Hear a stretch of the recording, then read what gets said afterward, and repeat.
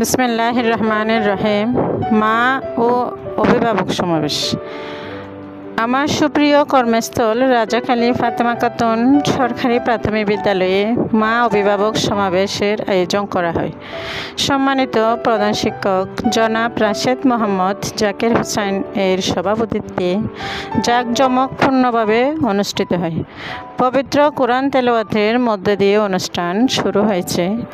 অভিভাবক সমাবেশে যে বিষয়গুলো আলোচিত হয়েছে: শিশুদেরকে নিয়মিত বিদ্যালয়ে পাঠানো, নিয়মিত গোসল করার অভ্যাস তৈরি করানো, প্রতিদিন সকালে এবং রাতে ঘুমানোর আগে তাদের প্রত্যেকের সন্তানদের দাঁত ব্রাশ করার অভ্যাস করানো, প্রতি সপ্তাহে হাতের নখ ও চুল কাটানো, শিক্ষার্থীদেরকে বিদ্যালয়ের নির্ধারিত পোশাক পরিধান করে পরিপাটি করে বিদ্যালয়ে পাঠানো। উপরোক্ত আলোচ্য বিষয়গুলো বিনীতভাবে আলোচনা করা হয়েছে। শিক্ষার সুফল সম্পর্কে বিস্তারিত আলোচনা করা হয়েছে।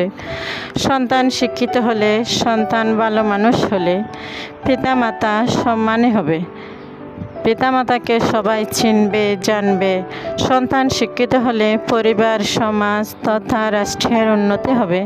আপনাদের সন্তানের ভবিষ্যৎ বিনির্মাণের জন্য আপনারা সচেতন হন। সুনাগরিক হিসাবে গড়ে তোলার দায়িত্ব আমরা ও আপনাদের সকলের। সবার দীর্ঘায়ু ও সুস্বাস্থ্য কামনা করে আমার উদ্ভাবনী গল্প আমি এখানে সমাপ্ত করছি। ভালো থাকুন, সুস্থ থাকুন, নিরাপদে থাকুন। ধন্যবাদ সবাইকে।